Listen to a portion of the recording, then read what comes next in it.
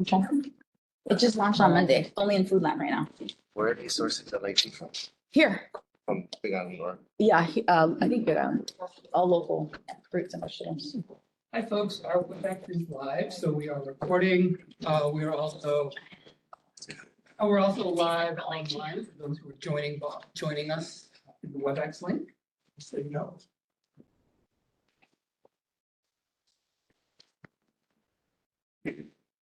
Patrick, does that mean we have one guest online? Yes, we have one guest with us.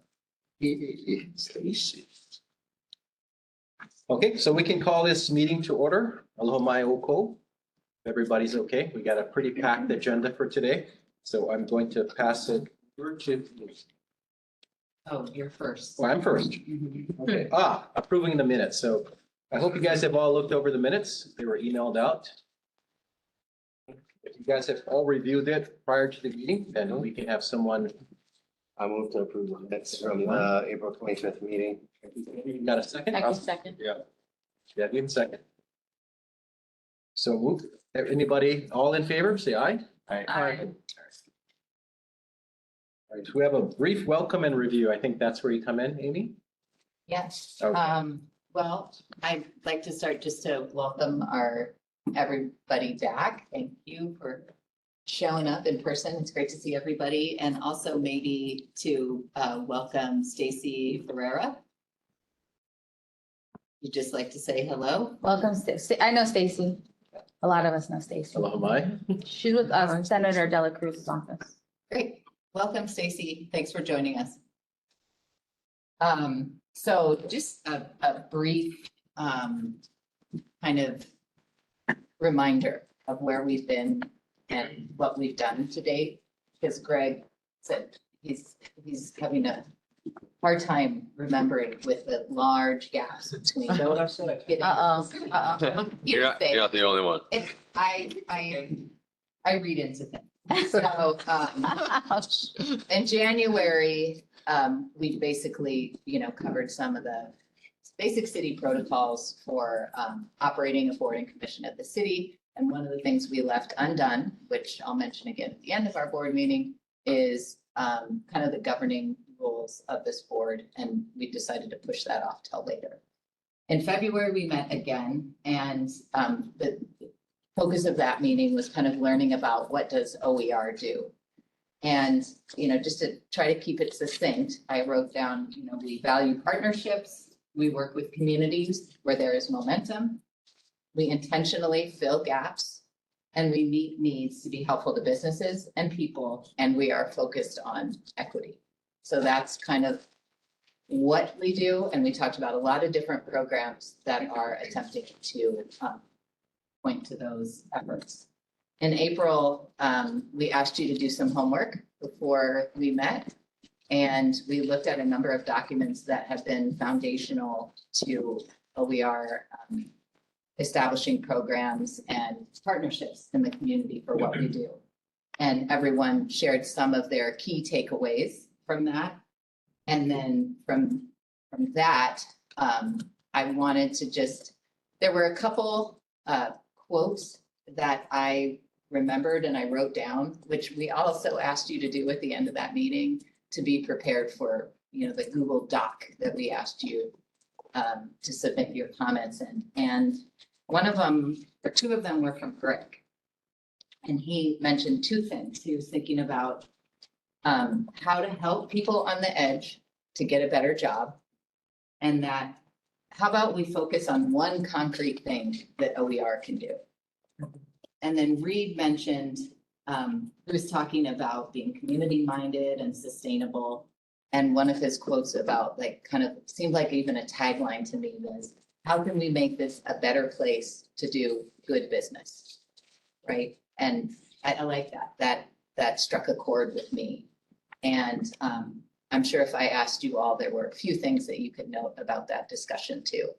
But I'll point back to the CEDS, the Comprehensive Economic Development Strategy for Oahu, as a document and a strategy that OER is looking to guide our work going forward. It's a 5-year document that is sort of the premise for federal funding in the area of economic development.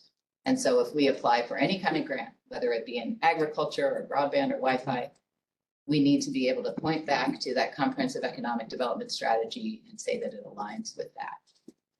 And I'm excited to add that we've had a meeting between last and this one with DBED. And they were unsuccessful in getting the legislation passed to establish an economic development district, which allows us to work better on a regional basis and apply for grants collectively and basically access more money from the federal government. Is that a district or an office? It would be the entire state of Hawaii would be how we're applying. As one small district, Yes, yep, our neighborhood. Yeah. It allows us to tap into the underserved in the neighbor island, so it benefits us. But this is the way the EDA is moving to, is getting their funds out faster. But we didn't get it passed. they tried to pass it via legislation, and there's two other methods that we could be approved as an economic development district. So DBED is working on the outline and will be supportive of that, and that's just kind of an exciting thing to keep in mind in that, remember, we think we have an economic development strategy. We don't think we need a 5-year plan.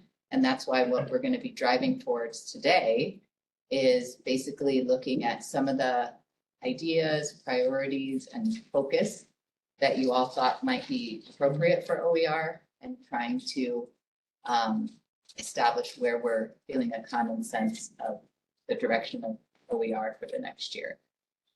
So that concludes my remarks.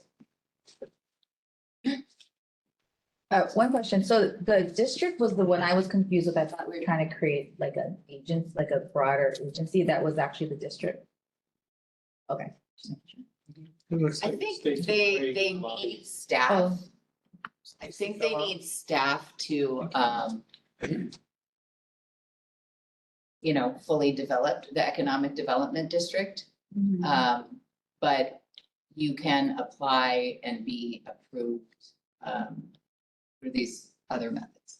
Do we know why they didn't get approved? Because the legislature didn't approve it. That's it. Yeah. But was there something in the bill that was, Circulate. Why? was there something else in the bill? Or did they just not get it? They didn't, nobody knew what it was for. It wasn't explained properly in the way it was written. They didn't, nobody understood what it was for. Interesting. Probably a good thing to work on this year.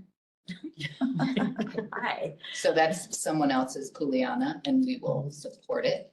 And we will benefit from it, but we don't have to take a lead. Who Juliana is it? Events.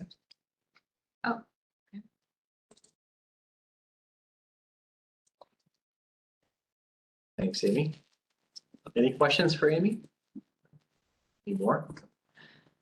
So our next agenda item is to review all the submissions. So hopefully you guys had a chance to look over the document. If your ideas did not make it, they call them mine. We had some Google Docs challenges, so I think we had spoken, that we Yeah. got your ideas. Can we orally share ours? Absolutely. Okay, Because right now, as far as now, we've got some themes, and so the ideas that we've submitted all fit within buckets. So I think it's a good time to introduce Bill. So I don't know if you would like to formally introduce him. Well, sure. This is Bill Fulton. He is, among many different things, a consultant and former mayor of Ventura, California. Places of tenure at UCSD and Rice, I believe. Rice for some. Yes. And so, big background in urban planning and economic development. And just recently completed an RFP for a facilitator. And so Bill is in charge of facilitating and getting us through our fiscal year starts in July. So basically July going forward through next year. So hand it to you. Thank you, everybody. Hello, aloha. I'm from the mainland, so it's a little awkward for me to say that, but I realize that it's normal for you. I'm Bill Fulton, as Amy said. I am an urban planner, economic development practitioner, and also a trained meeting facilitator. So hopefully that's a useful background for you as we work through this stuff today. What I'd like to spend most of the meeting today doing is working through all of your ideas and trying to figure out which ones are the ones that commissioners and the commission can most productively focus on over the next year. I think Amy put it. Greg is saying, if you come up with one great idea that you could all get behind, that could be very, very powerful. Something like that. Right? That's a, maybe I Sorry, added. paraphrase. Just use me however you want. It gets better with each quote. No. The other part of that quote was he would volunteer full-time to make it happen. To make it happen. As Olin said, there were some Google Docs challenges, and I believe Amy sent out a sort of new list this morning. Am I right? It's in front of you. Yeah, that sheet, there are, as I recall, there are about 17 different ideas there. And as Olin said, they may not include all of the ideas you submitted because of the Google Docs challenges, and if there's one missing, then we can add it. As we were going over this, we realized that there were probably about 4 different buckets or categories. And what I'd like to do is talk about the ideas in each of these categories in sequence, from left to right, and talk about which ones seem most promising to you. An entirely new idea may emerge out of all this, right? Or a merger of different ideas might come out of this. It's hard to tell where this conversation is going to go. So what I'd like to try to do is divide up the next, I don't know, hour and 15 minutes, hour and a half into these 4 categories. There were a couple of ideas that either didn't fit into a category, is not something that OER works on, or is something that did not have enough detail on it to understand how to act upon it. Okay, so those are not in these categories. We can talk about those if you'd like. A couple of other things I'd like to say at the outset. There are a lot of things that OER is already doing, as you have heard at previous meetings. There are obviously things that other city departments or city county departments are doing. There are other things that other agencies and entities are doing. I think one of the things I want to do, Amy, in each of these 4 categories is work in a little discussion about what's already happening in each of these categories. So if it's okay with you, I think that's how I'd like to proceed. I hope that kind of works for you to give us a little bit of structure. And then toward the end of the meeting, assuming we've reached a kind of a consensus about what the most important things are to move on, then we can agree upon that. And then I think we'll talk about what the next steps would be going forward to the October meeting, and I'll be very glad.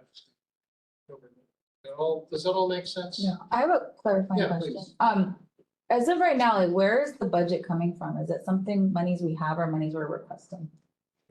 So our budget was approved as of July 1. So that. The budget for this fiscal. Yeah. For this So fiscal this would be year. for 25? This Yes. plan would be for 25? Yes, and Okay. so that is a good point because we requested $50,000 in funds for research, studies, presentations or presenters, $50,000 for the commission to direct to be used over the next year.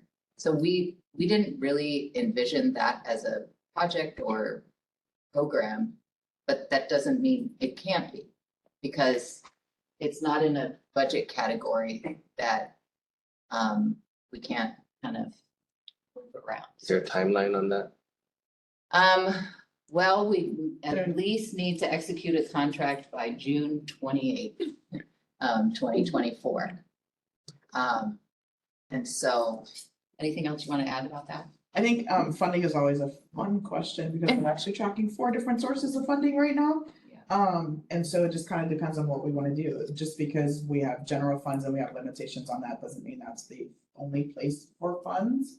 SLFRF, not really, and the ARPA funds, not really a big place to go right now.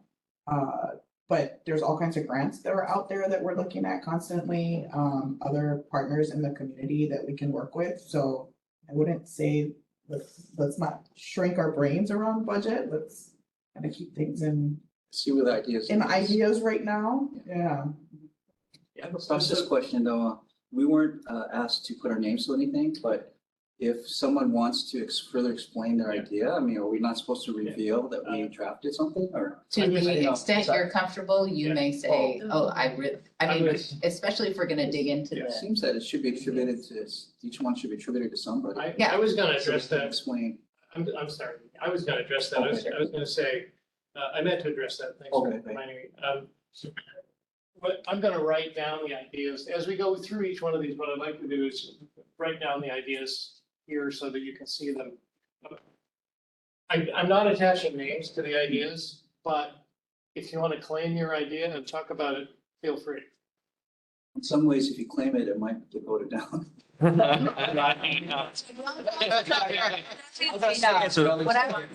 is Melly's idea. So that's why claiming it is optional, right? okay.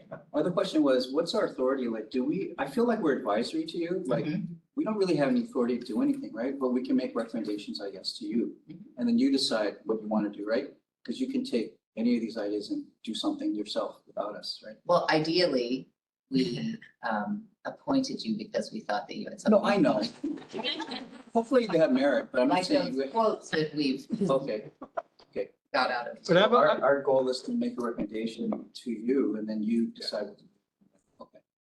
Got it. But the hope is that we can have a productive discussion so you can understand or recommend things that are within our capacity and scope and align, as we've said, with other things that you're aware of that maybe we're also aware of that are going on in the community where we can help to move this ball forward. I had a follow-up question on LAs, and I know you said don't think about them, don't like, try not to let that limit us, but actually it's kind of real. So like most business ideas need some capital to get going. And like in a broad sense without do we have like millions or tens of millions or hundreds of millions that like, because the nature of the ideas would be vastly different if you have 100 million in capital to deploy versus you say, oh, we can do a $50,000 study and then we have 100,000 to, launch it. Then maybe like Wi-Fi statewide might be not possible. I don't know. Do we have any sense of how much scale we have? I mean, it depends. Like if we set out this year and you suggest Wi-Fi for all of Oahu, we have $400 million coming in for the broadband initiative through the state. We're a partner. We're conducting the outreach for the broadband infrastructure as well as for the digital equity and literacy program and plan. So there's a lot of money to tap into. In that area, That might not It be is available supposed in to be. another area. it's supposed to be a community-driven plan. So, that would be a work in progress to see where the community lands, especially on the digital equity and literacy, to try to understand, is it Kupuna that we're trying to serve? Would we focus the digital equity on youth? I mean, and so there's a lot. I just, like Kim said, I wouldn't be limited. Yes, by thinking about that, are hundreds of millions available at our fingertips? No. But could we develop a plan over the year to work in like a regional coalition to potentially put a plan like tens of millions of dollar plan forward? We could, but you won't see it July 1. We have to excite somebody, and I would refer back to the Harvard definition of entrepreneurship, which is taking action without constraint to resources, something like that. And so I think small steps lead to big change. And so even without a lot of money, I think you can do some really amazing things that will become huge. And ask Olin, that's what he does, right? Small stuff comes huge. Well, I get small. Sometimes it doesn't get huge, but It is based on. Yeah.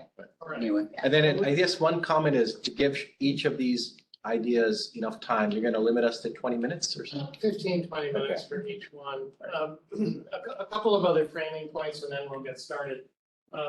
First of all, a personal difficulty I have is that although I'm a trained and experienced meeting facilitator, unfortunately, over the years, I've developed tunnel vision. So that means I can't stand over here and facilitate the meeting like this because I can't see all of you. So I'm gonna stand over here most of the time and do it. And please, if somebody is jumping up and down, trying to get my attention and I don't see them because of my tunnel vision, somebody on the other side of the table, please call my attention to that, okay? That has become more difficult. It's become more difficult to facilitate meetings over time. Secondly, I drew lines here, but, and these are the buckets, but you'll see that there's some overlap even across. And so please, as we think about not constraining ourselves, please don't think that you have to think only about this in exclusion of this. What I am going to do is write down the individual ideas as we go through. So right now, I'm going to write down the ideas here, and then we can talk about those. And then when we get to this, I'll write down the ideas here, just to give you a little more clarity and focus, so you're not looking all over the place all at once. Okay, so under innovative incubator, the bucket that we decided was innovative incubator, there were 5 different ideas. One was, in fact, an innovative incubator focused on trying to develop businesses that could produce local products and services to replace imports. There was also a very similar idea for an incubator program. There was an idea for an innovation district, which is a very common thing around the country that different cities have attempted to create. There was an idea for food aggregation facilities. Excuse my handwriting, I'm left-handed, I'm really bad at this. And then the fifth one I was blanking on was, oh yes, micro manufacturing zone. So all of these kind of have a family resemblance in the sense that they are all about business innovation and trying to use business innovation to create a more sustainable economy here. Does anybody, I guess, 2 questions I have. One is for the group, does anybody want to claim these and explain them briefly? And the other one is there anything, Amy, that you know that is already going on that should be part of this discussion? I'll try to keep this really short, but Peony is aware that the city at OER has $8 million that we're going to provide to up to $2 million grants for fully of ag and or food related businesses and farmers to be able to collectively kind of establish some of the infrastructure that we believe from having participated in HIR Food Accelerator cohort is necessary for very, very small farmers, especially some of those who received our $3 million in ag grants. Many of them do not speak English, but they are the ones that supply a lot of our greens and tomatoes and eggplants, those local things at our grocery stores and farmers markets. So that is in the works. It probably will not be deployed until mid next year. And then in terms of incubation on the books in the SLFRF, the pandemic relief funding is a what we call the Honolulu Accelerator. And we've been working with HTDC since OER came into being to learn about their funding for accelerators and then not how to do it, not to duplicate where they're focused. So generally, I would say their focus is a little bit bigger than ours. They're focused on growth, they're focused on technology, they're focused on manufacturing, they're focused on export. So we are looking at how might we provide funding to encourage the accelerators that are here or who want to participate here to help with budding entrepreneurs, shall we say, and start up very small businesses. So those that are really just fledgling, getting underway businesses. So there's sort of like a laddered approach that the city would be focusing on those very, very small and the accelerator funding that's out there through HTDC continues to provide support where they. So, and we have a meeting coming up shortly with Central Pacific Bank. We're trying to leverage our funds with theirs. So is there anybody who, either one of wants want to claim these ideas? Is there anybody who thinks this is like the thing that you should, and you're all jumping out of your chair for this? Are there any thoughts, for example, about what role the city and OER might play versus some of these other entities and organizations that Amy was talking about? Say that when I take the lead in how many on this? Well, I like the category for sure, It's, I think like Mana Up, we should do more of that, not necessarily that sector, but, do pick something that we're not really doing that well yet, aggregate it, where we have a natural advantage. And I think government plays a role when the market can't do it. Once the market takes it over, the government should just get out. Yeah. But Hard for the government to get out of something if it starts to get. but it could seed it, and I would probably want it to be not running it because it doesn't have all the skills. It can manage it and work with it, but I would think you'd outsource it to somebody has the experience to do this. But I think you got to pick something. You can't just shotgun it. I don't know what that thing would be. But it could be health, it could be healing arts, it could be hospitality or something. And you can do more if that's successful. It's the entrepreneurial approach. You're not gonna like get $100 million and do it. Just start one, and learn from that. And so I think government is well positioned to do that sort of thing. Any other thoughts? Well, I just think one of the things I believe is, it sounds like the things that are in the work with agriculture that seems to be getting a lot of play. And, and that continues on, so does that need to be our focus because you guys are marching on and it sounds really good. Some of the thoughts on agriculture, because I do know some of the small farmers and things like that. It's, the cost, the water costs and everything like that. It's just the cost to do business, to do these things, and then to scale it, because then, at some point, are we gonna go into vertical agriculture? Is that something that we should be exploring as well? Because the reality is, these are mom and pop, type of farming.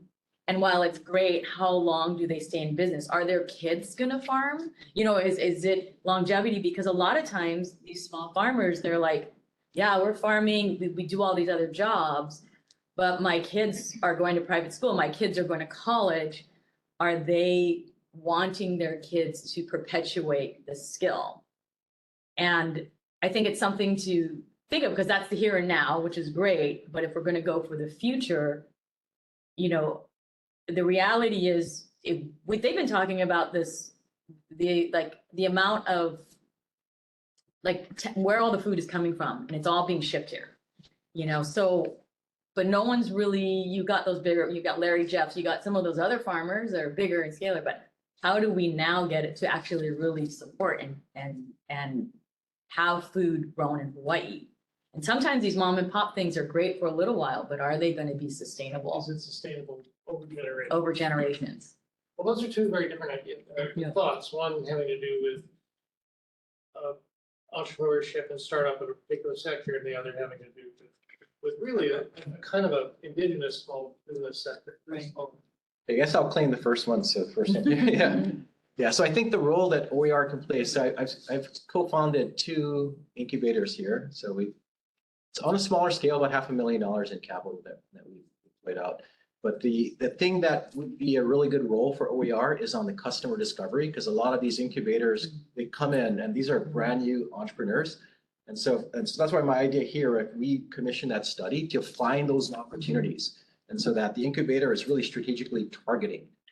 For example, like if we got a commitment from 100 companies that buy $5 million of russet potatoes that are doused with who knows what chemicals from Idaho, and they commit to buying uwala here for replacement. So then we have a known product, a known price, and so I think that's one role that OER can play, is doing that customer discovery, because that's a lot of work, but that's the kind of things we could potentially commission.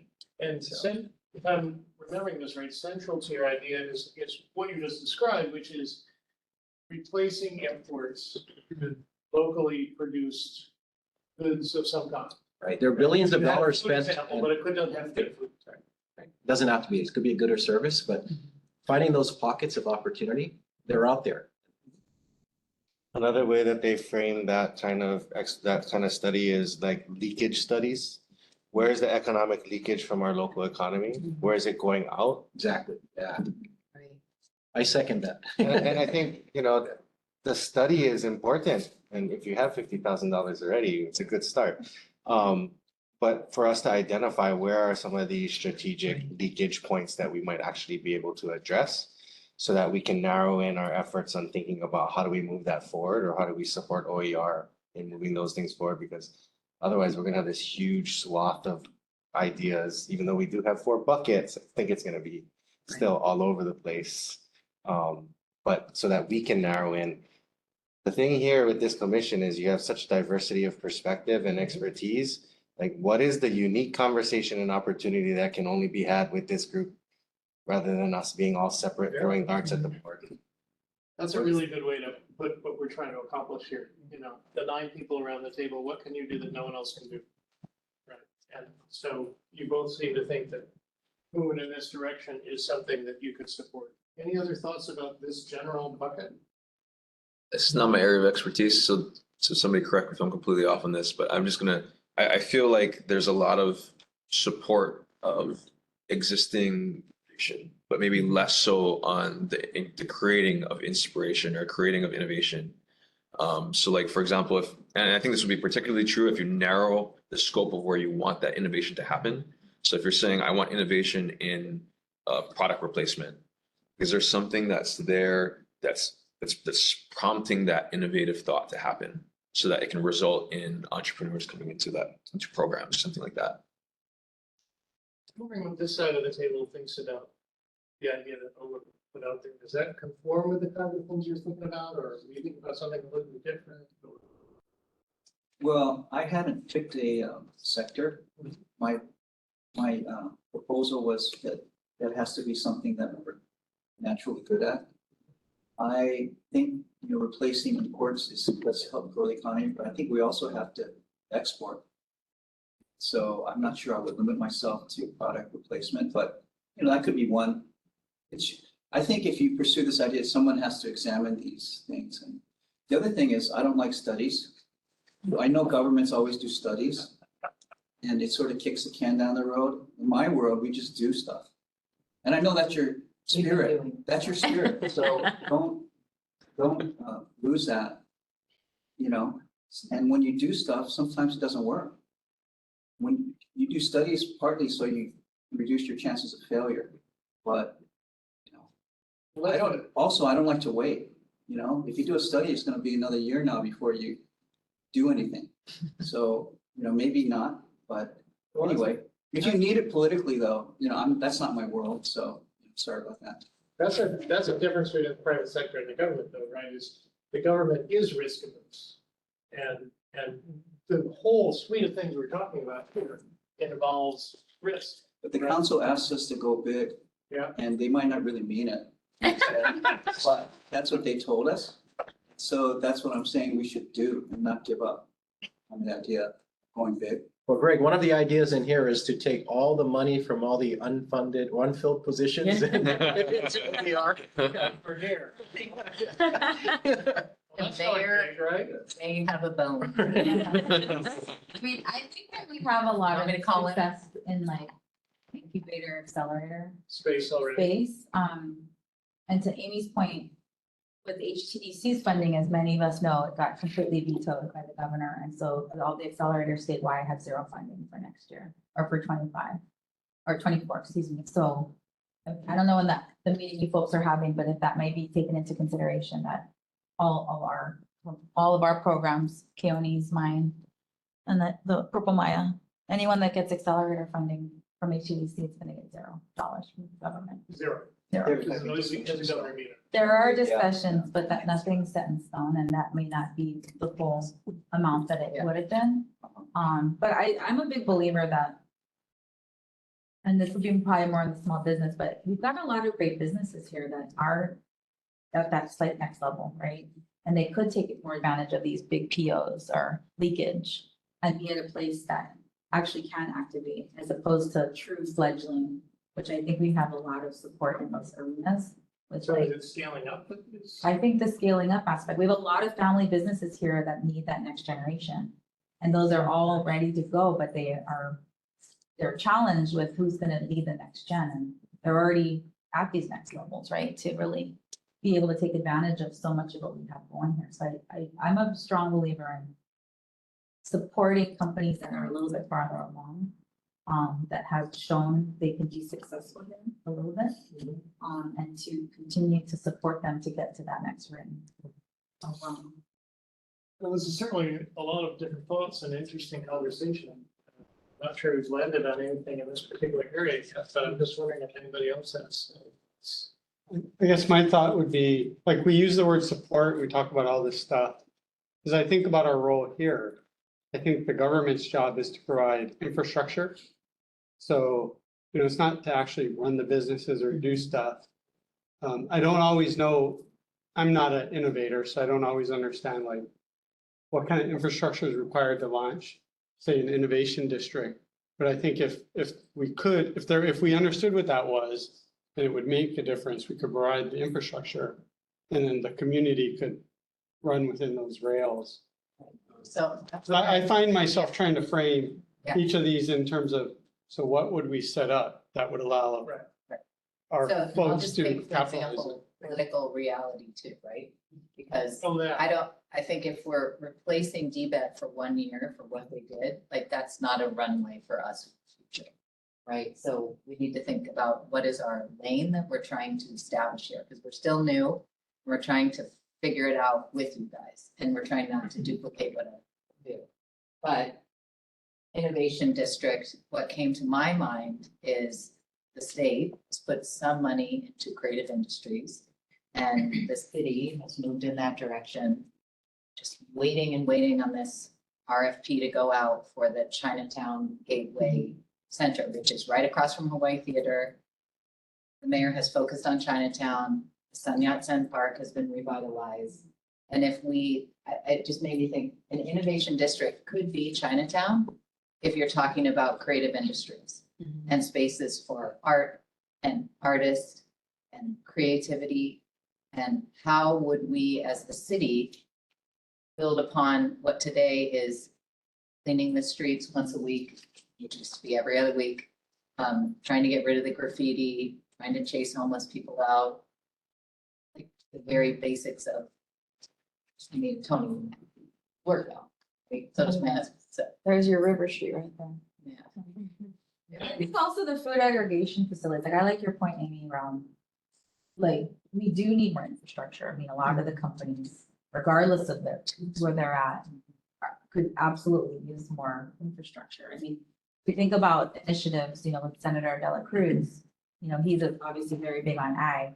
It's just the Wahiawa Product Development Center is opening later this year, which was a huge initiative that has a lot of funding behind it, but that's a key resource for companies to be able to plug in and get access to equipment that can then really fuel not only lowering costs, but also to be able to scale.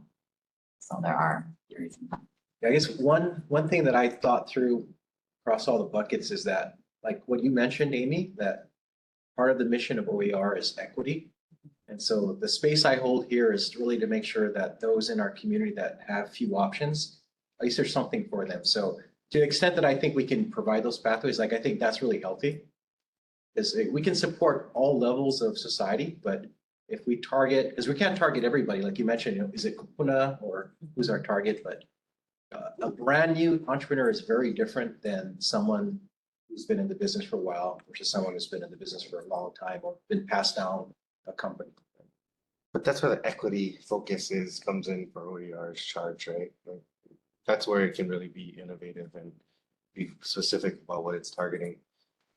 I just want to put something in a parking lot because it's top of mind. It's something I keep thinking about, but it's not in the SEDS, it's not in any of these reports, but Oahu has a unique challenge amongst the 4 counties in this state. We have over 1 million people on this island. We have the largest population and not the largest landmass. we have a carrying capacity issue that nobody's really talking about when it comes to our economic development. And we also have, we don't know yet the long-term impacts of having jet fuel in our largest aquifer and what that's gonna do to our carrying capacity for this island. So I'd like to just put it somewhere that we have to be thinking about the natural carrying capacity of this island and what's possible as far as a population on this island over the next 25 plus years. Because if we're gonna be investing into economic development for the long term, like, I think that needs to be part of the frame. We probably need to move on to the next item. I realize we haven't resolved anything here. We've had a lot of useful Leads in. conversation, but it certainly seems to me like most of you agree that there's something here. Right? There's something here. There's a lot of different ideas. Whether it's acceleration as opposed to incubation, or whether it's import replacement or plugging the agriculture in, but there's something here. I will say that I agree with Amy, having worked on innovation district. She basically said is you gotta pick a sector and you gotta pick a place. And you gotta stick to those. So that's a big undertaking that requires a lot of effort on the part of a lot of people. That is certainly a very big idea. Let's hold this discussion for the moment and move on to small business support. We found 4 ideas that was put in this bucket, one of which is really, one of which can go across, is not really only for small businesses. There was the discussion of the levers are within the city's control to help small business. And as Olin said, the one idea there was to take all the money. All the vacant. I'm not gonna claim that idea, but I did read it. Take all the money. Example within that idea, if you recall, there's 3,000 vacant positions. Maybe you do something else with that money. There was the idea of a business advocacy program. There was the idea, it's very important to small businesses in particular, of removing regulatory barriers. And then there was an important idea that could go across all of these ideas of OER getting a grant writer, since I think the author of this idea pointed out there is no full-time grant writer anywhere in the city government, I'm remembering. So maybe we could begin this conversation, and I don't want to forget all this stuff, but for the moment, maybe we begin this conversation by Amy talking a little bit about what things on this board, on this part of the board, what's already happening, as we discussed before. Well, the exciting part, which Eliza knows, is we have a $250,000 appropriation set to go out to RFP for a grants prospector, or coordinator, whatever you want to call it. So we're very excited about that because we need that support for our very small team. And we also hope that can support community organizations as we do things in partnership. Amy, how long does it take to launch an RFP? Like, was it approved last week and going out this week? And it was approved a year ago. Why does it take that long? Because That I is- was also doing. That is budget, a and I whole. was- I'm not I'll just give you. trying to understand the process. The Department of Community Services, it's supposed to be 250 people. There's 125 people working in that department. So not only are there not people to pursue things, but there's a very, process laden Process. path that you have to follow to comply. I mean, this is federal funding generally, or it's your property taxes generally that we're spending. So it's the public trust, and you have to be transparent. You have to, spend the government's money the right way. So, yes, that is one of our challenges, but Let me, since, as Greg said, the council asked you to go big, let me ask this question. And maybe this leads to another bureaucratic snarl, but if there are so many vacancies in the city government, does that create potential contracting out opportunities for small businesses that could contract with the city? Could that It should, model be in, changed? in your rational person thinking's mind, but no, it hasn't really resulted in that. You have to have somebody to write that RFP and manage that contract, right? That's the other Right, thing. then it becomes, then it goes, then the hangup becomes not the vacant positions, but the contract management. And does the staff have the skill at contract management that you would need, which the answer And is it's a, probably it's a no. unique skill too. It's not like Yeah. contract management is a bank or, you know, well, maybe closer to the university, but, it's, Well, and to Amy's point about Department of Community Services, a lot of times if you are that grant writer, your position is funded by that grant. Oh, jeez. So that's what you get to do. Don't get to go to other things You because have, you you're have. required by that funding to do that job. and I. And so that's what Department of Community Services is running into is, sure, we'd love to go after more money, but with who? You So know, that's what this position will do. Well, Agree to- we- Right. We would hope it's more than a position. We would hope like a team or something might apply. 'Cause- Yeah, so that would be great. I would put a little caveat, some of the length of time is we were trying to find a position in OER for this. And frankly, for the money, Don't worry about it was just, it. we couldn't. So, It was more just to get an idea of the, The rest of the meeting. explaining. yeah, and the, it's long. and the breadth, so we're broadening it, like Amy said, we want to get an organization with a deeper bench. Yeah. And this is for OER only. It's for OER, Mayor's Office on Culture and Arts and the Office of Climate Change Sustainability. Great, okay. Cool. So it's, we're doing it and ask them, would you also like the help? Because there's a number Like of a- things we're doing with. A little political, like a question, like to understand how it works.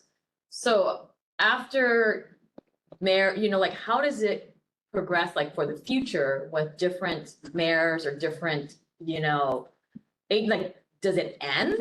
Or are we doing something, because you know, this is a lot of money and a time and you're getting, you know, jobs, you know, people are committing to jobs. But who can commit to a 2-year job if you're, you know, you're trying to, we're trying to change the whole climate here. Does what end? Or I guess the role of OER, We are attached to the mayor's office and therefore it could change. That's I why know. you are so I am important a as a political, commission. yeah, I'm a political appointee, Kim is a political appointee. Essentially, everyone in our office had to be swept up. That didn't happen in the last administration. Another mayor could simply abolish this. It is in It's our in the city charter charter. now, so no. I mean, he would have to go to the city. But it could council. change what the office does. Oh, sure, Yeah. absolutely. Sorry. and then, so, you know, my next thought, you know, just on how, because it's hard when we're talking about the cost of business.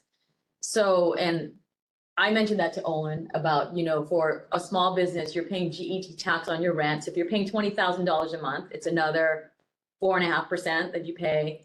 All of your electric bills, there's all of these sandwich costs that are always going to be there. And then businesses pass that cost on to their customers. Is there, and I guess that's nature, that's state. So I have to like kind of get that out of my brain because that's the state, right? That controls all of that. But, you know, some of the things as far as, you know, is there a way to give a credit, like on your GET tax form, if you're in on Oahu, and here's the amount of rent that you're paying, can you get a credit back somehow? Like, can the businesses get a credit back for GET tax paid on rent? Because again, you know, it's, It's almost like rent control for small businesses. yeah. That, again, anything to do with the GET. Okay, never mind. I Well, know, but but it's a actually thought, The only you know. taxes we can give any credit on are property taxes. So how many small businesses actually own their own? Well, but the property taxes are passed on to the small businesses. So all the commercial There's businesses, no guarantee that that commercial owner is going to pass that on to you.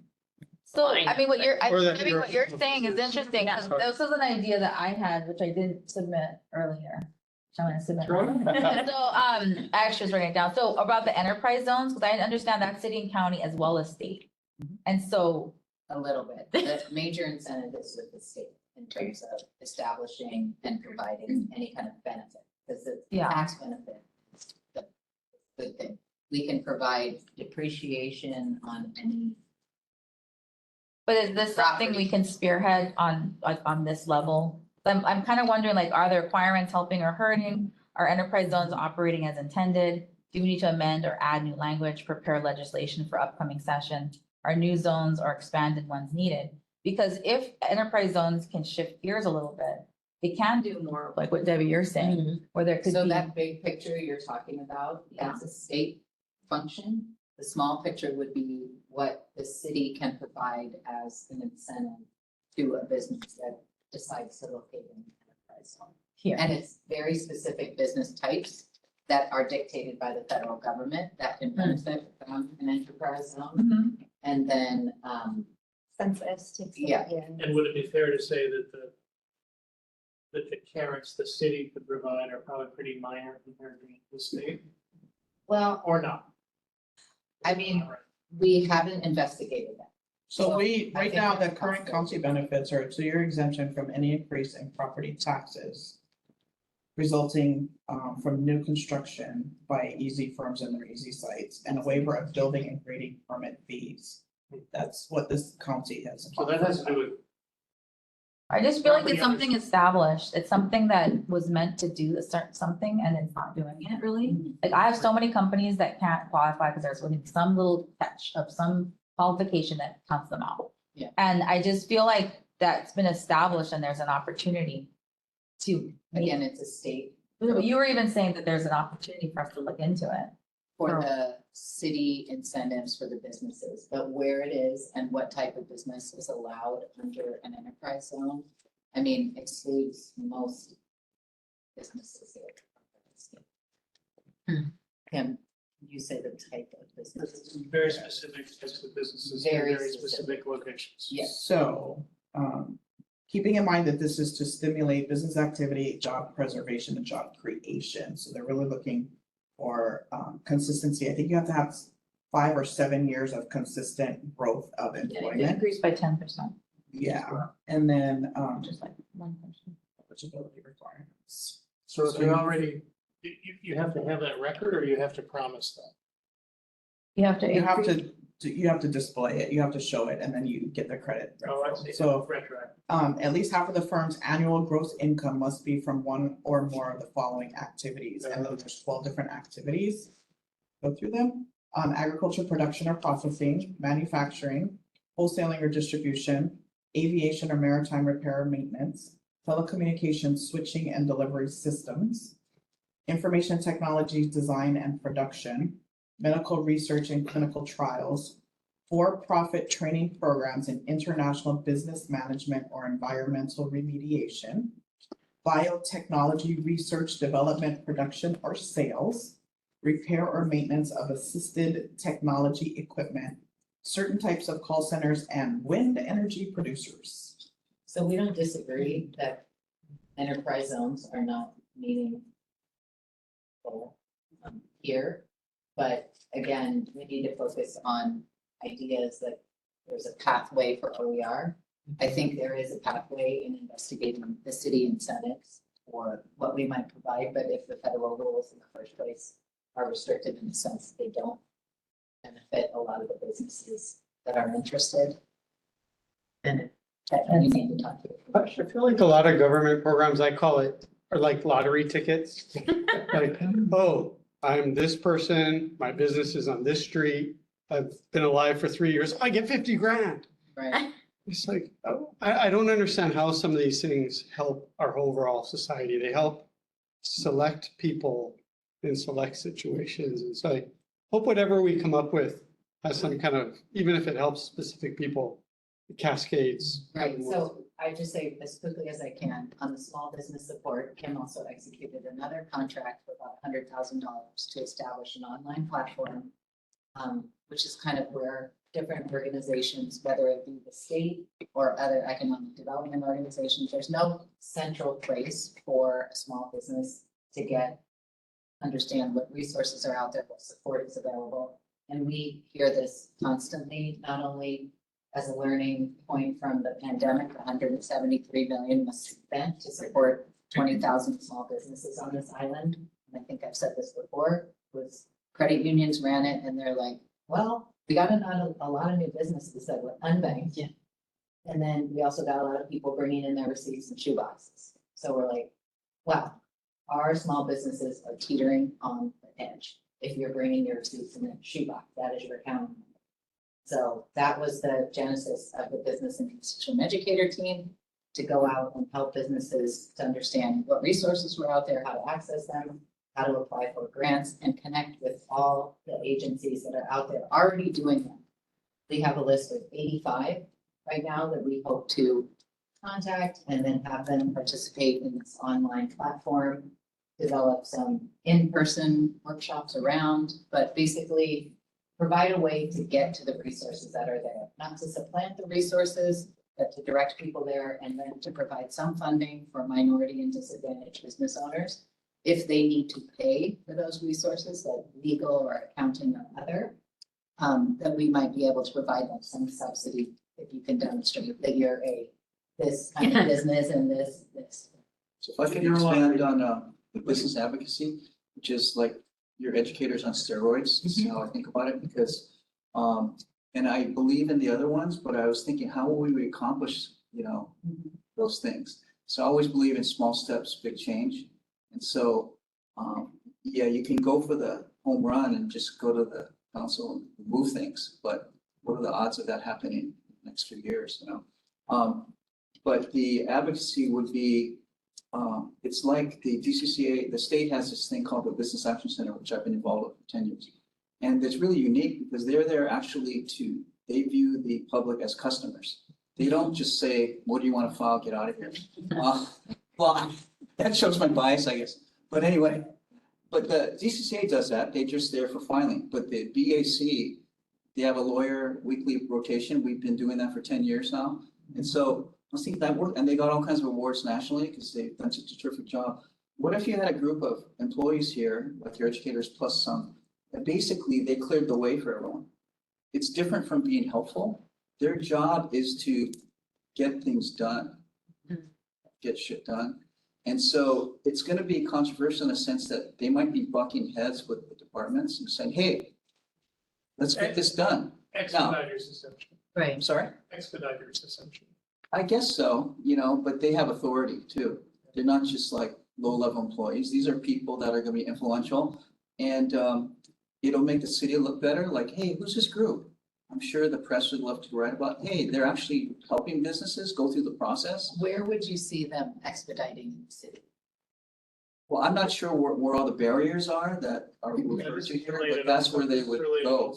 Of course, it would be permitting, but there's a lot of other things too that I'm sure the city gets involved with in regulating the public. And so if a small business needs help getting through the process, a lot of it will be education.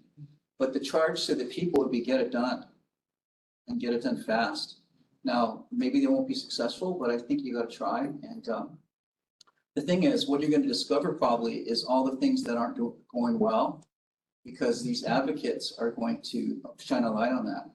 Say, hey, it shouldn't take this long to get, a grant writer or whatever it may be. I don't have the specifics, but the idea is to deal with any regulatory barriers that small business, we shouldn't be in their way. We should get out of the way as much as possible. And, of course, being compliant, but they know the people, right? They can, like the TCCA will call up the tax department, hey, can you do this? Why can't you? It's different from if I called them, they'd probably say, get out of here, Yeah, but like, There's a couple of questions I'd like to ask, not only to the group, but to you maybe. One is, are there efforts at the city to understand if there are regulatory roadblocks, and if so, what they are? Is that an ongoing process somewhere in the city government? it is in the state government. So the state government has a small business regulatory review board.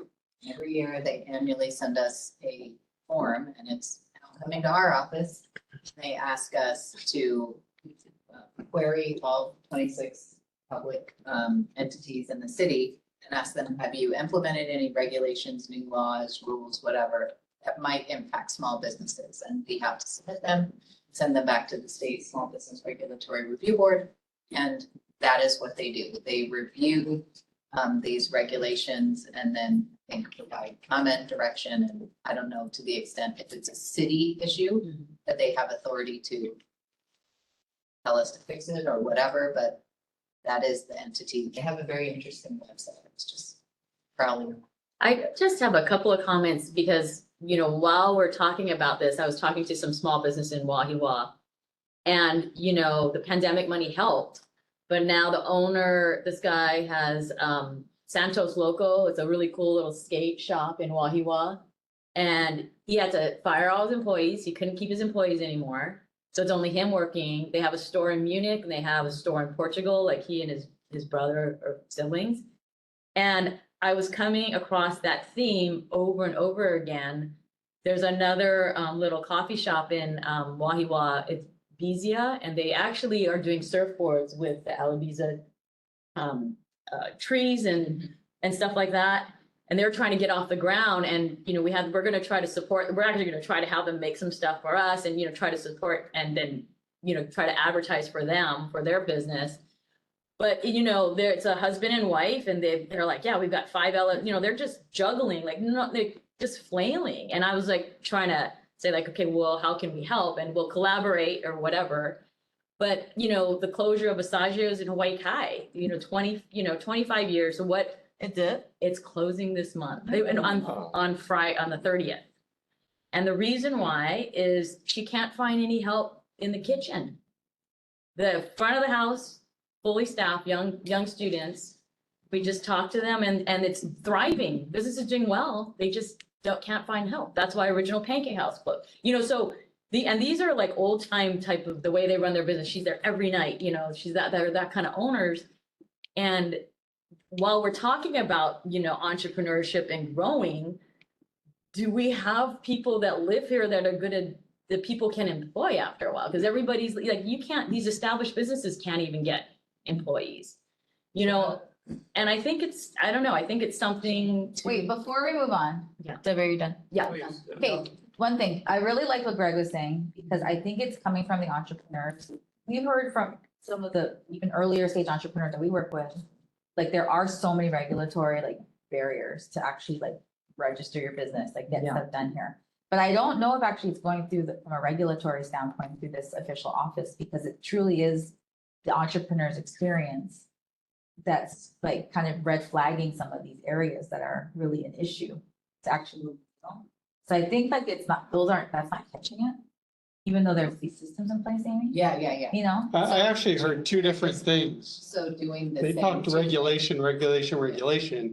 You guys are like talking client experience, like how do I just, and go. I don't think Greg cares what the hell the regulation is. And he shouldn't, right? It's like, hey, I'm trying to employ this person. Do I gotta 18 forms or? can I-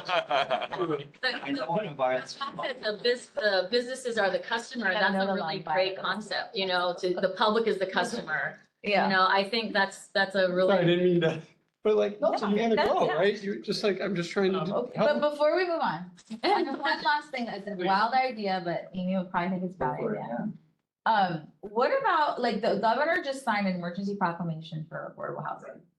So I actually asked him at the signing, what about warehouses? Because it's an emergency Yeah. with small business where we just can't get our hands, or no one can get their hands on warehouses, which is a huge impediment to the growth of business. We have less than 1% vacancy of warehouses here. Is that an opportunity for the city and county to, whether it's renovate horrible, because half the warehouses are like flooding and they're like in terrible condition. You can't do anything in them anyway. But is there an opportunity, whether it's buying land, building warehouses, having it go for market or renovating, or an opportunity from an infrastructure standpoint to just activate literally so many different types of businesses, because there's just no space to actually do with business. cheap rent. With cheap rent or whatever, even market Yeah. rent, you just can't get your hands on warehouses. Yeah, but I still think if we're gonna have the government, if the government's, or we're gonna see how the city can help businesses, it's almost like, you know, rent control for businesses. I mean, that's one way to support businesses. I mean, they do it for ag land, right? So that would be a great thing, right? If it's the city, but let it thrive. I mean, I don't know. Does the city own property in town that could be used for such things? The city is buying property, but primarily for affordable housing. So I think the issue that we're looking into there is if we can get our hands on some economic development funds under CDBG, we can co-locate business incubation, food hubs and other things in, Live, work, I don't know, the play? ground floor of the affordable housing. And so that's the opportunity, but right now, I mean, when the city is buying property, especially along the rail line, it is about that. So I guess, So maybe maybe there's possibility to put some other uses in with the affordable housing. so that either Kim or I, every time, we've gone on many site visits to look at these places. And in the past, there was never an office like ours to do this work. So it's a whole new thing for the Department of Land Management and others to have an Office of Economic Revitalization. Think about something other than like storing DPRs, lawnmowers there, or Mike Melee and Santa have a big enough warehouse to Yes. put them. That's And so important. now it's really exciting for us and our fellow city departments to think about what could you do with the blood bank? What could you do with the old First one, First Hawaiian Bank building? So these are two new, just recent acquisitions of the city. And there's others that have that possibility for us. We do need some ordinance change. Can the Okay. private sector help? Because if there's that much of a shortage, can developers make money? Or it's just a loser to No, develop warehouse? no, it's total. Can they make warehouse. money? Yeah. Yeah. There's less Then than I'd 1% say- If they did an emergency proc, so you didn't have to like spend. Yeah. I'm just like, build I it. They should take care of it then. It's profitable enough that certain landowners aren't redeveloping their properties for housing because it doesn't make sense financially to lose the warehouse space. No, we're saying to build warehouse. Warehouses. Oh, yeah, Can make yeah, tons of money. yeah. Let's go do it. Yeah, I think it's perfect for OER. Let's make more money. Military has a bunch. No, it's not a government function, market. We're not, our purview is not housing, our purview is economic revitalization. I know. Okay, go ahead. But is zoning city? Yes. Yes. That's right. Because you could also zone more land. So that was one of my ideas in the first section we didn't talk about, but the micro manufacturing zones, and it's kind of related to what Melly's talking about. Because we have limited space and our land is so expensive. So if you can make it more efficient and you can put, things like a brewery or an ice cream factory underneath, and then affordable housing. Or maybe warehouses underneath and then affordable housing. You can do both. The city can achieve both. But there is zoning that needs to be done. And I know you guys don't want to do the DPP stuff, but at the same time, I do think it's a huge issue for the city and it goes to her point, like, there's just no. the things that we don't Business want, mix. we're happy to take on DPP issues Yeah. with Yeah. a strong. It's a policy issue. It's just not Yeah. we can't just turn around and implement. But we could propose legislation and we intend to in terms of the use of city properties in the future for economic. Actually, another question, with Melly's point about the stuff that's state. Could we, as a commission, make recommendations to the state of things that we see as barriers or problems that we'd like to suggest to them in our report, that we'd like to suggest to the state to consider changing? Like work with HEDC. Like, we don't have the authority, but hey, these are things we identified that are issues and. Yeah. Can make recommendations, right? I'm sorry, if I can summarize, here's the conversation here. There was some interest in possibly investigating whether the city incentives and enterprise zones could be beefed up. There is considerable interest on the part of the commissioners to go to the next level on your BCA and do something. And then I think there is agreement on the part of the staff that trying to figure out how to co-locate with affordable housing or introduce economic development ideas into how land is used is something that they're interested in, that everybody's interested in. So there's a little more consensus here than there was over there. But time is ticking away. So we should move on to Wi-Fi broadband, and there were basically two ideas here. One was to build out the Wi-Fi infrastructure. And the other, sorry, I can't spell. And the other one was to basically teach all students coding, which are kind of related. One is infrastructure, one is education. So I'm wondering, actually, Amy, could you summarize what's going on in this arena already? You mentioned the large amount of money for broadband. Try to say it really quickly. I feel like I'm not what I did not want to be the like, say nay, bureaucrat. So we're working with the state on there's a whole federal broadband initiative. And the state is expected to receive around 400 million. Honestly, most of that is going to the neighbor island. There are some places that this funding can help on Oahu, and it has to go to unserved or underserved households. It's not even really targeted towards businesses or government. But that is about 100 million of the 400 million. There's other competitive grants and there's other programs for digital equity and literacy that I think could touch on the coding, as I mentioned, or youth education. It just depends, what does our public outreach reveal that where this funding might need to go? So the next 6 months, really through the end of the year, the city OER is responsible for doing that public outreach and providing the feedback to the state for the plan. And then to Reed's proposal, I think he should talk about that. Well, it was more of an idea of maybe a public-private partnership to give people access. I've started doing research on other cities that have done this, like just transform former community spaces like phone booths or things like that into Wi-Fi hubs. Primarily. New York in particular. New York, yeah, New York I is- cited New York, I think, in there. To give people access in communities that typically don't get access. I don't think I realized this till I moved out west, but coverage is horrible out there. Yeah. Right, and then the more research I did about access, the more it tied back to education, it tied back to opportunities, it tied back to wealth in the community. And I just think there's a big need for that. It's good to hear that funds are going to go to the neighbor islands, but I think there's room here for like some sort of private public type of partnership to get this thing done. You guys know Wi-Fi was invented here. Oh, I Did not know that. Yes. Reed, what do you think a public-private partnership would look Package.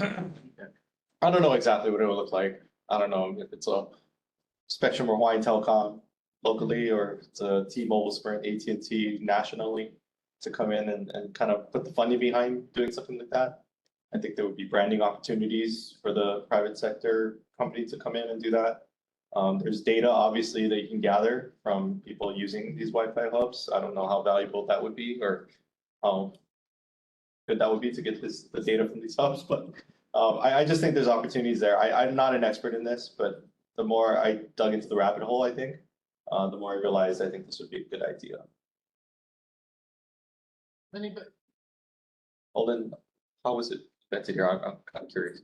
The University of Hawaii created the first wireless networks, and so that handshake is called Aloha Net.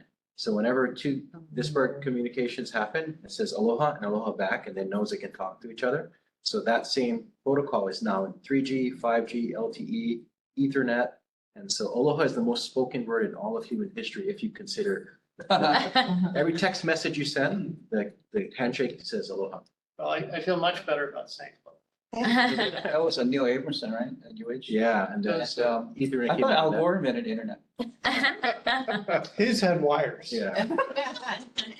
Does, is there anybody else who has thoughts about Wi-Fi? When I was at KS, one of the things that we had done there was we took a tally of all of the commercial facilities that were open to the public, and we were trying, I'm not sure how far they've got so far, but we were trying to make Wi-Fi publicly available at every single one of those commercial facilities. It seems like that could be, there are these types of facilities throughout pretty much every community in Hawaii, and so I'm not sure if there's efforts that are going to try to get that type of accessibility at all those facilities. Isn't that like a lot of ongoing funding needed though, if we were to take on something like this, as opposed to like a one-time recurring funding needed for maintenance, et cetera? Sure. And it wouldn't be something that OER would manage because we don't have technical or the expertise. It'd probably be like DIT. But DIT, our Department of Information Technology, has investigated this. There's, what is it called? Sun. They're on all the broadband who calls. Yeah. He's always pressing his case to establish this. So our Department of Parks and Recreation is definitely all about making their parks in those spaces more equitable and focusing on the CIP that they need to do to be more in these areas that like have never had a swimming pool, right? Have never had a community center or an indoor basketball court. And so the first stretch of their broadband that they're doing, our Department of Transportation is going all down Farrington Highway on the west side. And all of that fiber is being pulled up to the city parks or out to the city parks that are on each side. So that's major and exciting progress in that area, but it isn't what you're talking about.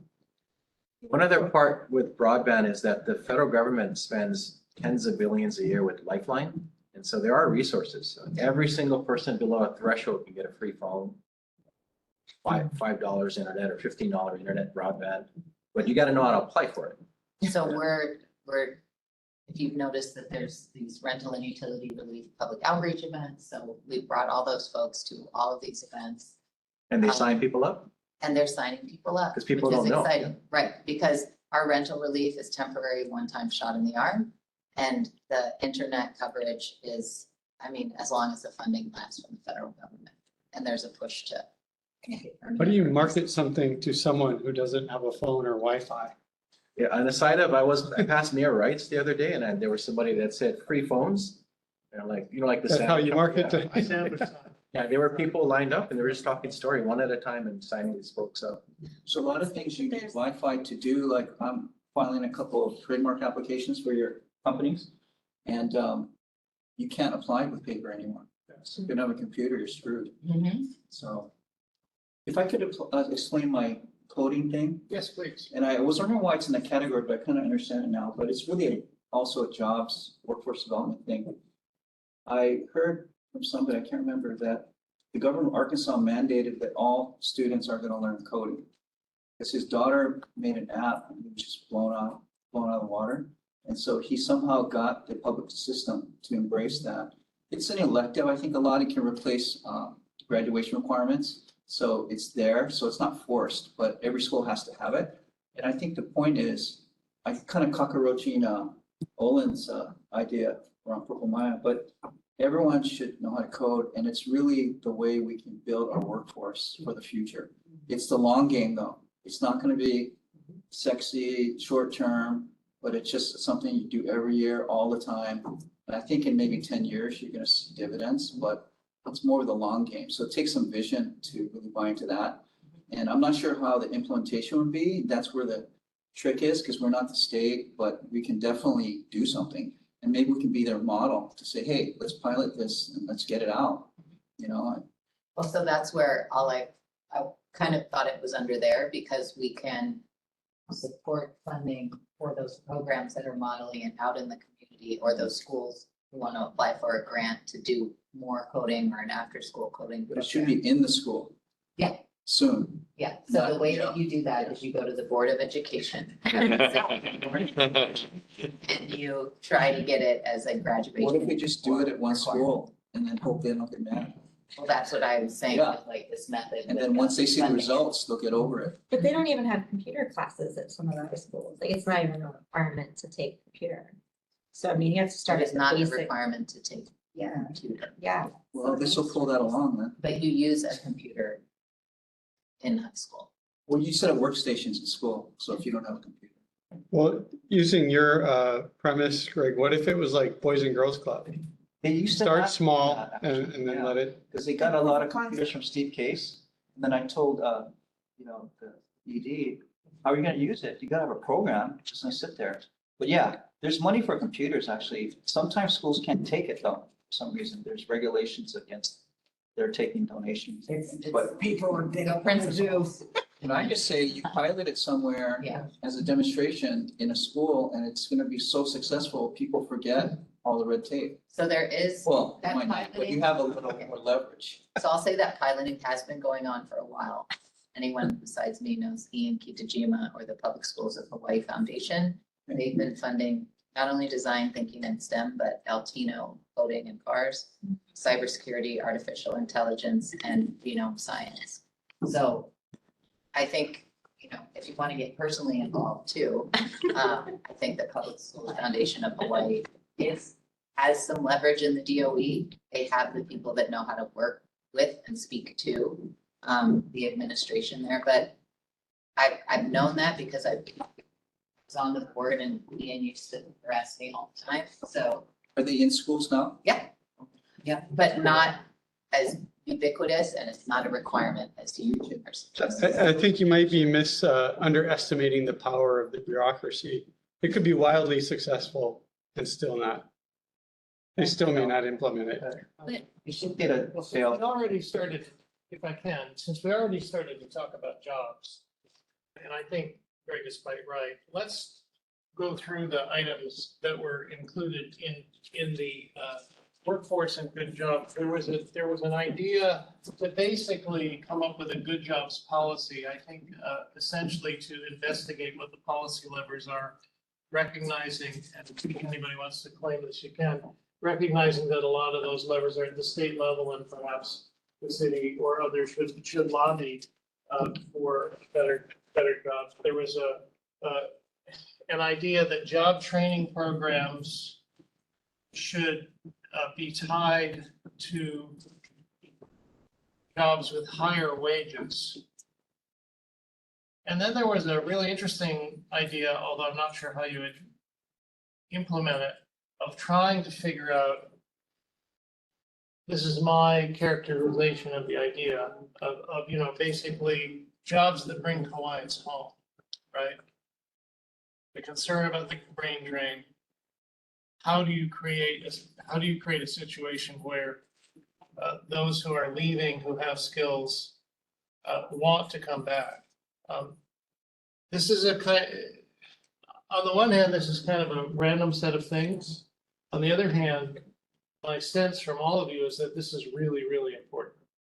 And I'm wondering, if anybody wants to claim any of the ideas and talk about them or discuss how else the OER or the commission might address the good jobs question, especially since you talked about it.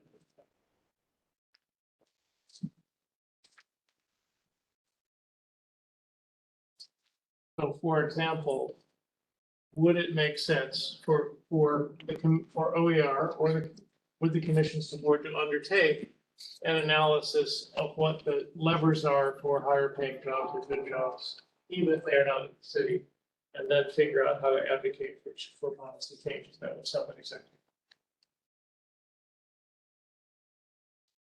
Yeah. So I guess I'll first add a little bit to what Greg was saying. So I love what your idea, Greg, because I think investing in coding, the reason why we started 10 years ago and teaching coding statewide, we have thousands of graduates. It's one of the few things you can teach a kid where they learn that mistakes are cool. It's just a bug, like you just fix it and move on.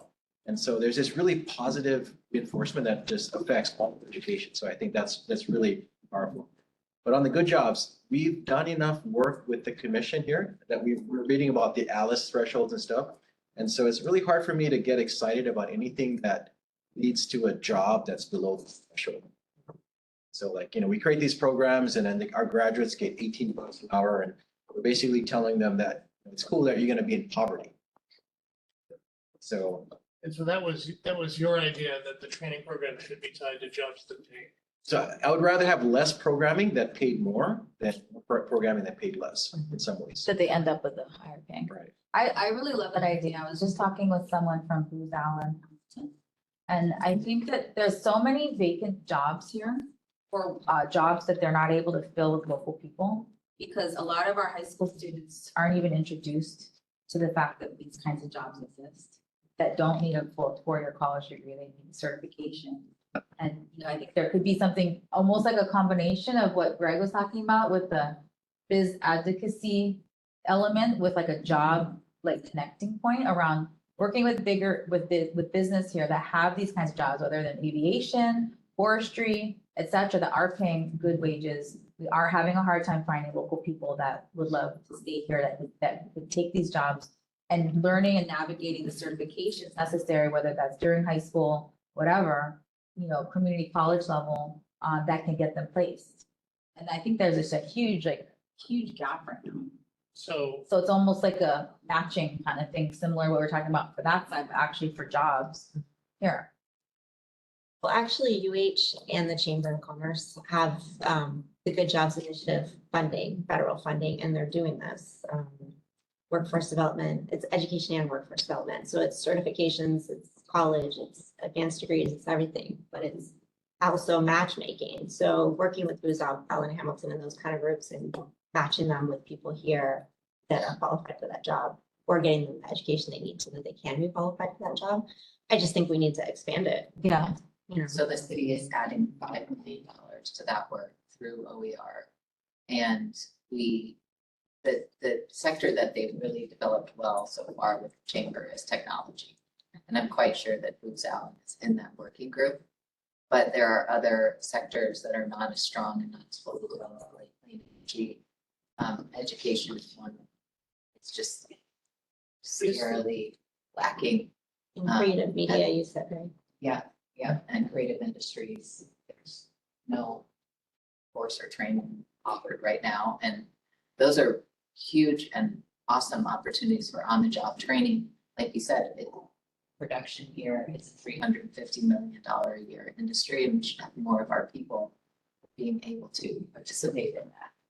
And so there's those kids that could come out of high school, do the technical or on-the-job training, and have that wage that Olin is talking about. So what Melanie was saying about, okay, the kids, people don't know about it. So is that, and yet there are things about it. So is it sort of a marketing, like bringing it to light, saying, how do you market? Here's the job, and then here's a certification you need. Like, don't even, like, okay, if you want this job, like, here's a certification, like kind of market them together. So that you're not searching like, well, how do I get that job? That sounds like a great thing. You just put it out there and, maybe it becomes a marketing thing. If Well, there's part of things. it's that we're required to work with certain schools. Oh. is there a role for the commissioners in promoting some of this good jobs and job Yeah. matching stuff? Even if some agency or entity is doing the work and OER is simply providing the funding, not actually doing the work, it sounds like there's a great deal of interest on the part of the commissioners in this. So we have the funding in Good Jobs a lot to be able to do this. We do need, to me, the thing that I don't know that anyone that is really good at this here, especially because our dollars flow through the university, so we don't have to subcontract with 15 organizations. So they can subcontract to Purple Maya. They can subcontract to the Carpenters program and other trades programs, et cetera. But yeah, I don't think it's a muscle that we flex or use much. And so it's been slow to develop in my view. The money is sitting there. And so how do you connect it to the people who could really use this, that are working these great jobs, and make it possible for them to take advantage of training? Is that the kind of thing, though, that some of the commissioners could take back to their constituencies? Promote the idea, try to find entities, businesses that could be. It seems to me the commissioners are anxious to do something here. I'm not quite sure what the right thing is. It's just a thought. I mean, I would think that anyone could create, so what we do is we have sector partnerships, we call it, and so we have a tech one, a healthcare one, an engineering one. We don't have creative industries, so, but if a couple of businesses wanted to get together and say, we'll take the lead on the sector partnership, great, so we'd partner with them and UH and start doing education and workforce development in that, we're doing elementary schools and high schools. So, I mean, we're doing Waipahu, Waianae, Pearl City, And we're about to expand to 3 or 4 more high schools. So, you know, I think there's room for that. It's just that people have to step up and say, you know. But there's room for that funding to do that, right? So like Yes. discovering the industry and then the entities and then putting them together. So the chamber is doing a speed dating thing for college kids who are home this summer. It's my daughter is giving one of those too. So I should come next week. Yeah. Amy, when you guys did your research on good jobs, did you folks identify jobs that are necessary for like society to function, but that don't pay a living wage? I mean, I understand that the reason that why we would target people, trying to get people into higher paying jobs, but if there are jobs that are below that mark, but they're still necessary, I'm wondering if that we should need to be targeting those as well. So primarily, I mean, the ones that are below the living wage that we have sincere interest in, I think, to try to figure out is like healthcare, for example. And some certified nurses assistant, there's hundreds of positions available, not just on this island, but all the other islands, and that's caring for people who are disabled. Luna, if you have an injury or an accident, home care, those are like $14 an hour jobs. So, and that childcare is that the education pathway is the other one that the city just got one childcare, I don't know what he's called, even advocate specialist, and he's gonna have a team of 3. But these are all Is that very, early childhood education or is that education in general? Childcare. even. child. Or is childcare? Mhm. Yeah, so public school. So I think part of the question is, are there policies both to create good jobs and to elevate the wages, as you said, of current jobs that could be, my recollection from reading the idea about the good jobs policy was that there was acknowledgement that a lot of those authorities are at the state level.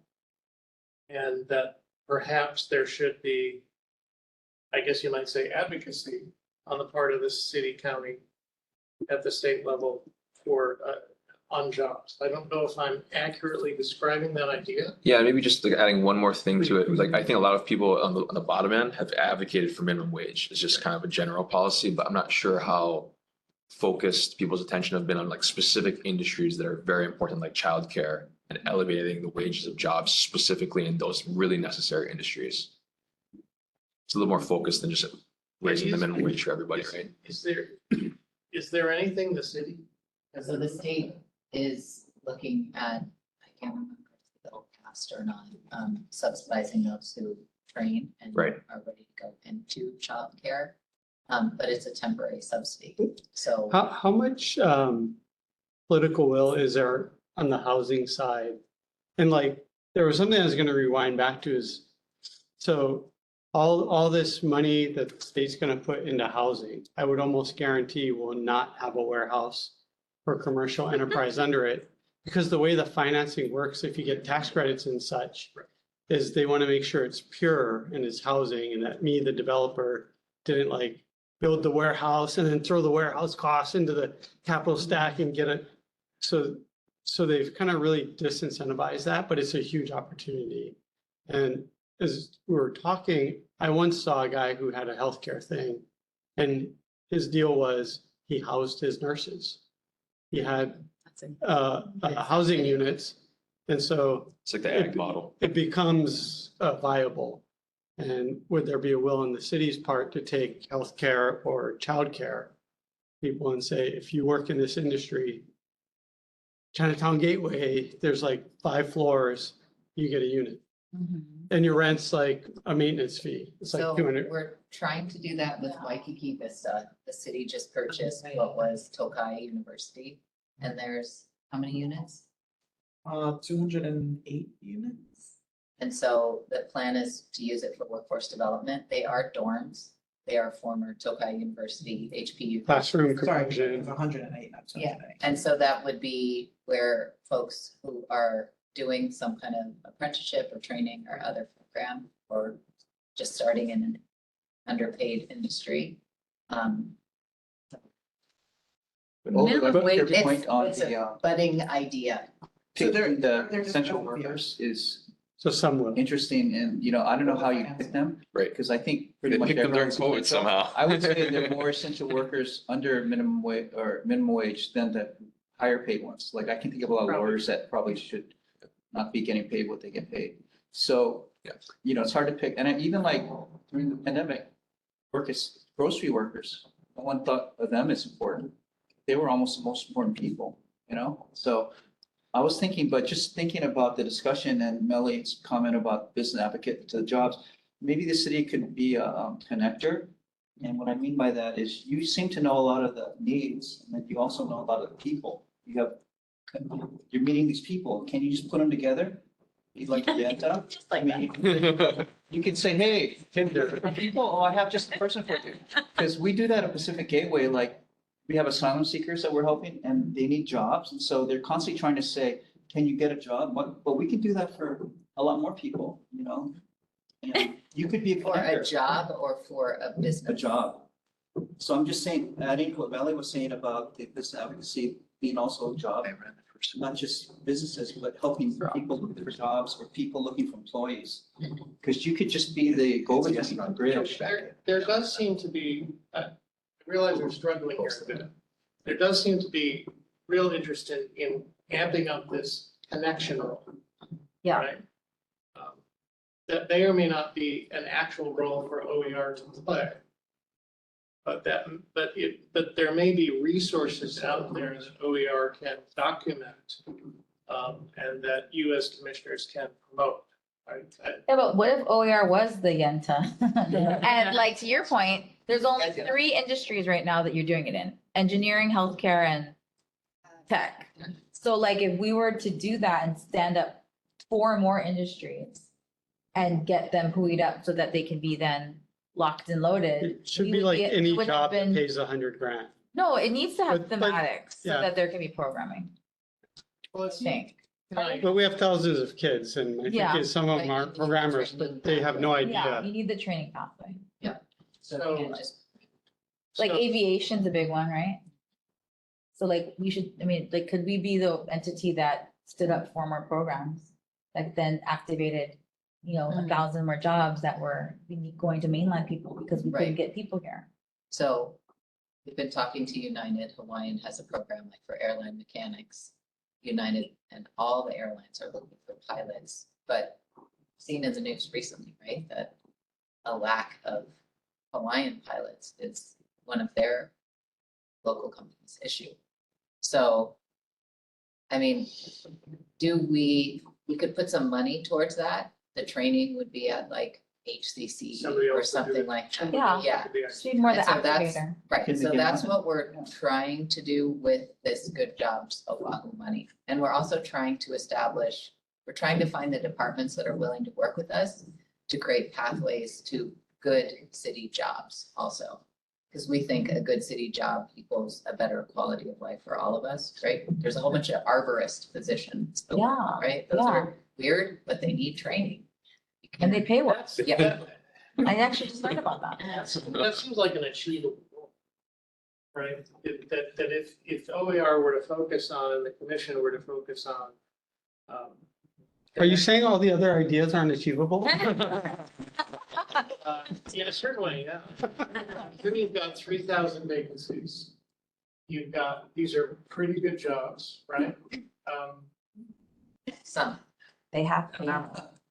You're trying, it seems to me like that's a universe that you could work with, right? That OER and others could actually work with, try to connect creative pathways into vacant city jobs and a career in city.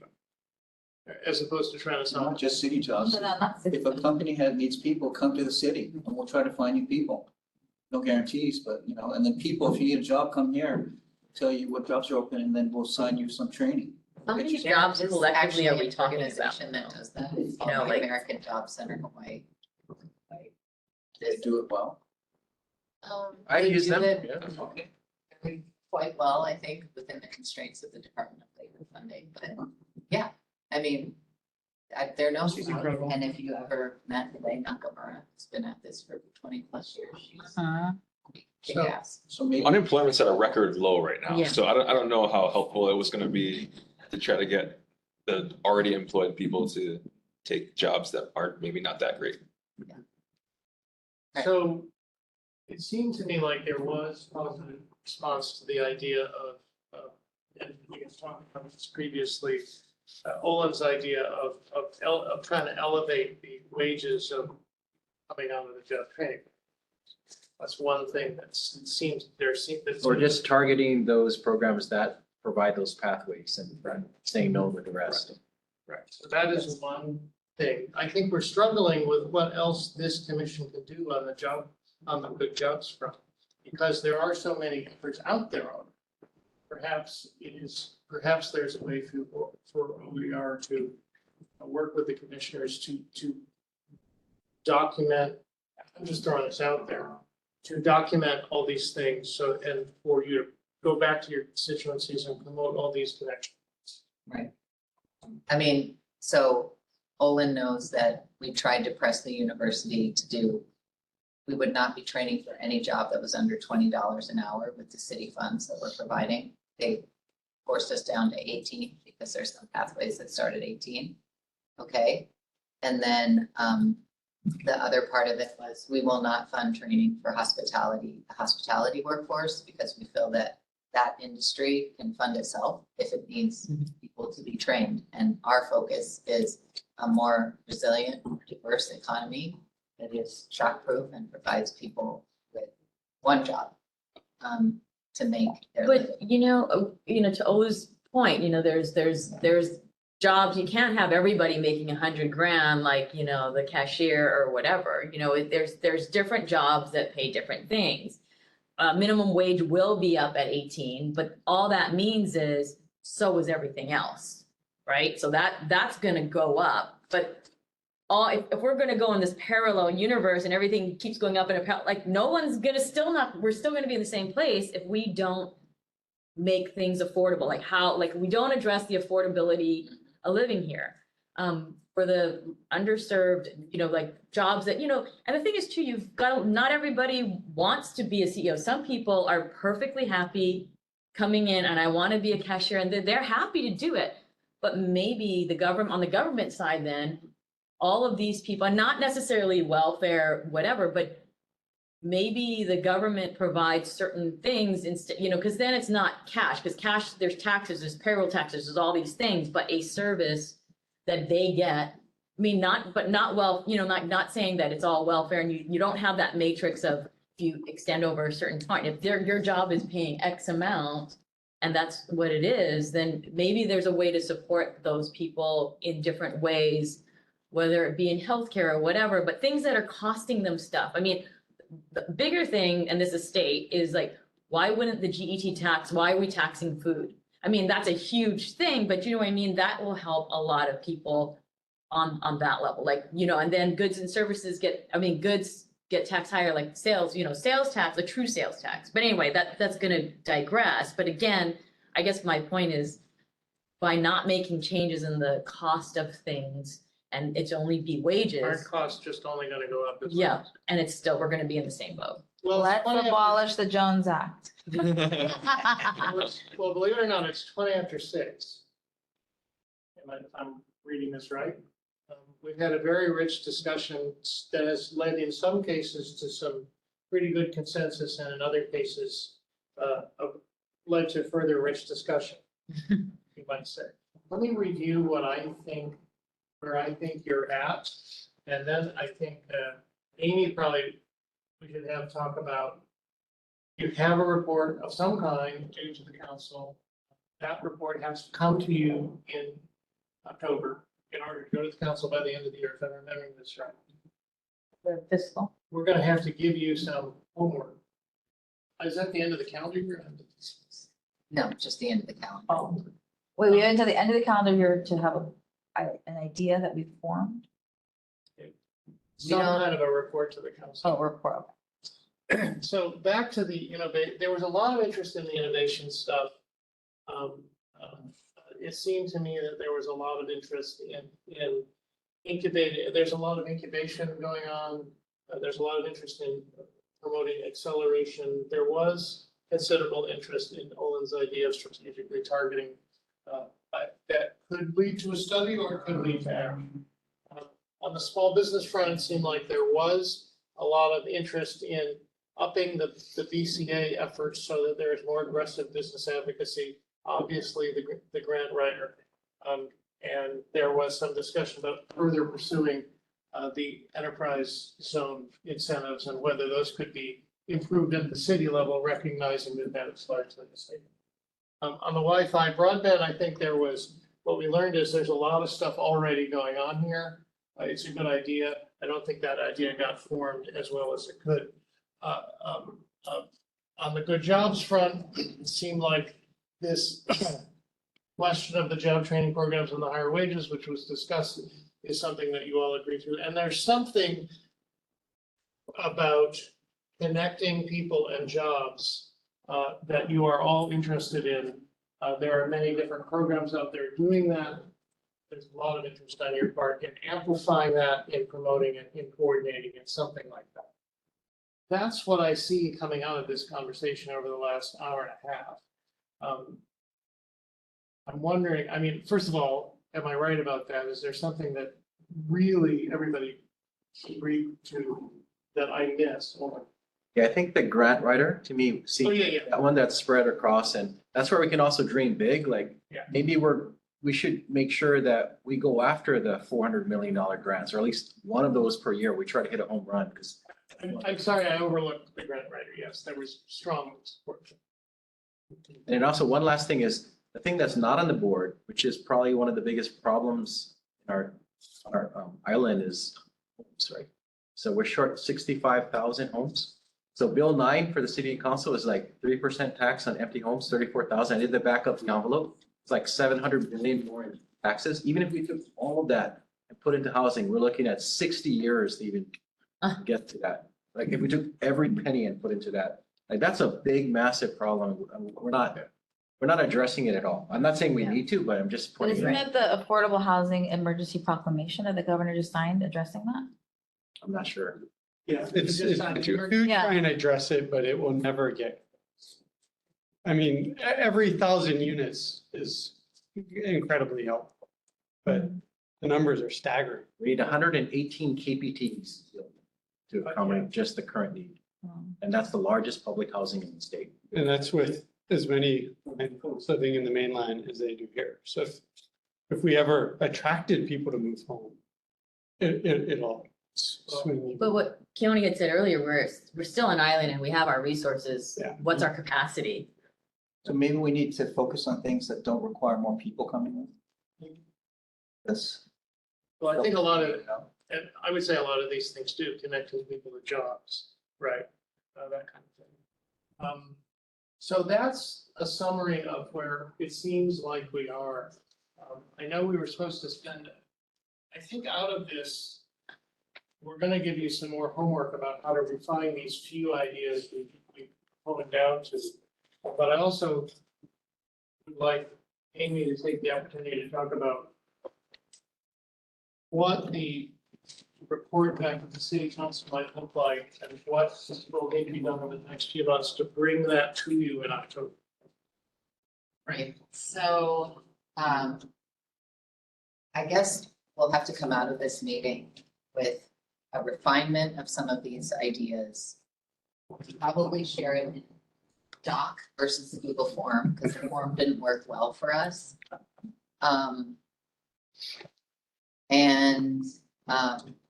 Probably work with Olin and Eliza a little bit to draft something for you all to provide further comments on. Beyond that, we will meet October 25th, I believe, also, right? That sounds right. It's The April last 25th. Tuesday in October. Yes, the last Tuesday in October. Sorry, you should have the date. Last Tuesday. And at that point, not only would 24th. we have the refined priorities based on our ongoing deliberation, but we would basically, and this is for your input too, like what am I missing, is to kind of summarize the year-long process, the January, February, April, July meetings. Report some takeaways very specifically from those meetings. Provide the list of all the commission ideas that were shared, so people can see and understand that there was robust amount of ideas, robust discussion. We will list the OER current activities, the things that we're engaged in, both programs in terms of money and the outreach that's just people doing their jobs, that kind of thing.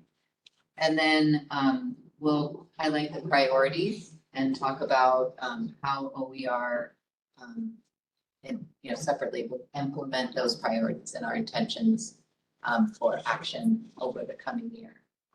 So that's kind of what we were thinking the report might include. We haven't thought about, like, I guess maybe some of the studies that we looked at and key takeaways from that, except for including it as a part of the year-long process. So that could be a part of it in terms of the data and the studies that we discussed. And I welcome. This is our report, right? Not OER's report. So how's it gonna be drafted? So our facilitator will be helping us with the drafting. And when we complete that, we'll bring it back to the board, and that is the bulk of our work in October. We'll be reviewing, commenting, revising the draft. By the way, the meeting's on October 24th, I believe. Yeah. Okay. That's all you said. Oh. It wasn't what I said. but- Whatever that. Yeah.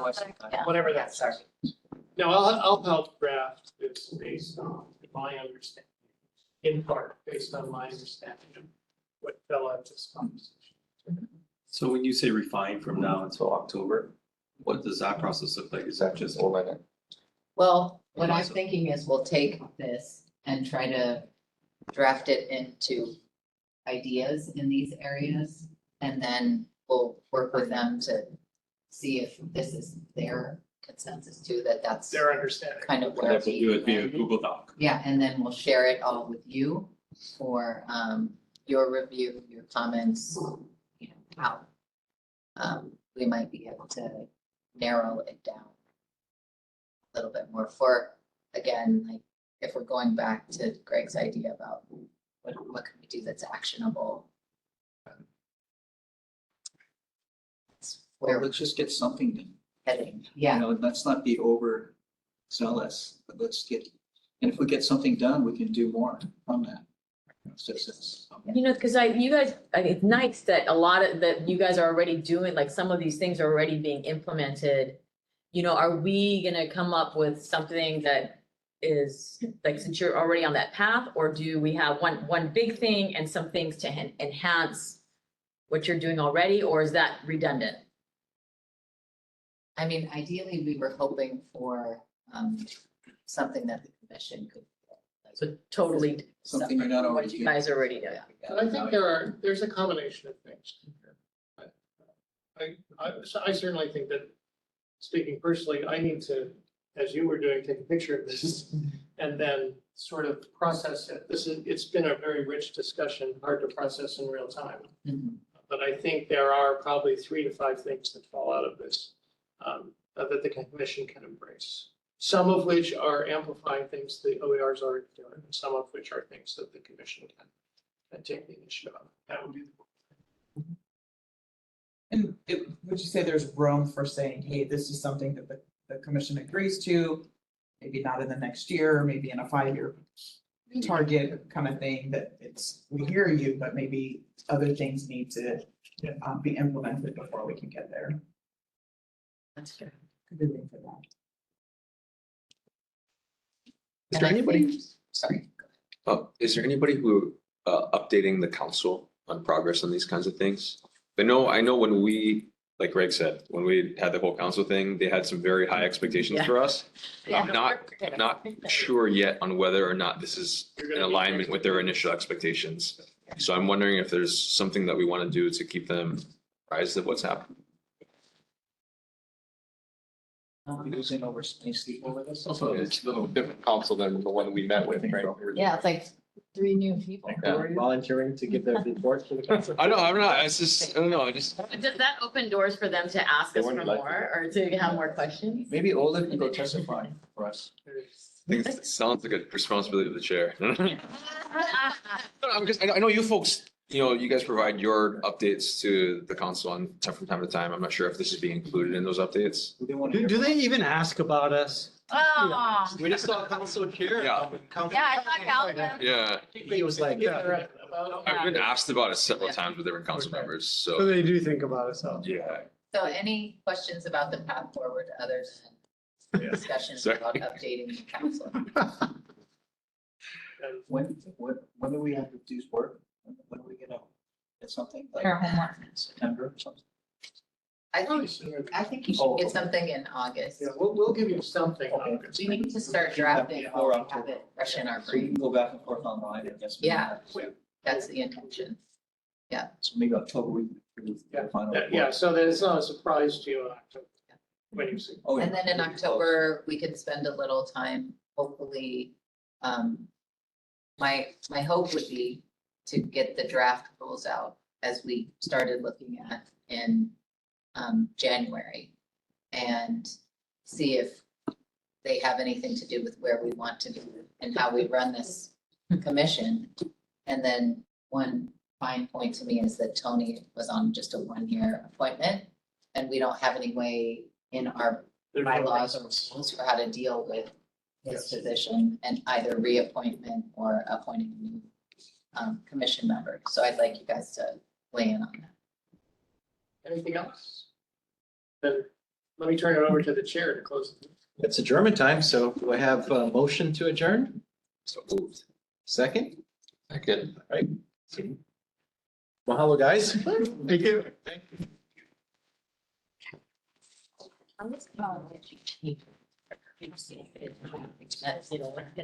Technology teaches you to be giving. So imagine this is a math class. I told somebody writes the question, when raises their hand, they're all getting it wrong. They don't know what I said yet.